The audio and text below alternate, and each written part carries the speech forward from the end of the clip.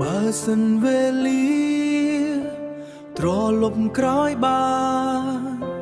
ចង់សុំទោសកល្យានដែលបានក្បត់អូនគ្រាមុនព្រោះតែបងភ្លើតភ្លើនឆ្លក់ជាមួយកាមគុណពេលនេះទៅដឹងខុសធ្ងន់រែកពុនវាបដៃសារីពេលបងមានគេមាសមេប្រឹងហាមបងទេមិនស្ដាប់តាមឌៀមដាមបាញ់ឈឺស្រីសបាយនឹងឈ្មោះព្រានពេលនេះគ្មានសល់អ្វីសង្ឃឹមជួបអូនជាថ្មីប្រាប់ស្រីថាបងខំហើយពេលដែលនឹកឃើញម្ដង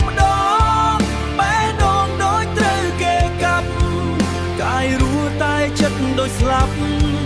ចង់ប្រាប់ការពិតត្រានត្រើយពេលដែលបងនេះអស់ប្រាំងគ្មាននាងចិត្តបងទៀតឡើយបងនឹកអូនណាស់អូនណាស់អូនអើយចុងក្រោយសល់ភាពឯកា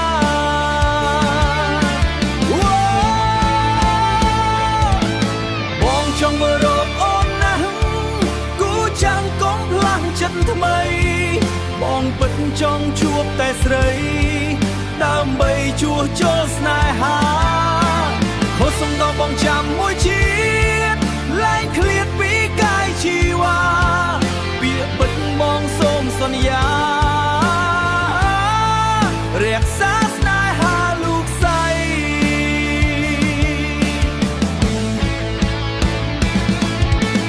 ពេលដែលនឹកឃើញម្ដងបែរដងដូចត្រូវគេកាប់កាយរស់តែចិត្តដូចស្លាប់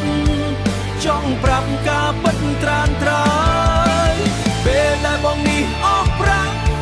គ្មាននាងចិត្តបងទៀតឡើយបងនឹកអូនណាស់អូនណាស់អូនអើយចុងក្រោយសល់ភាពឯកា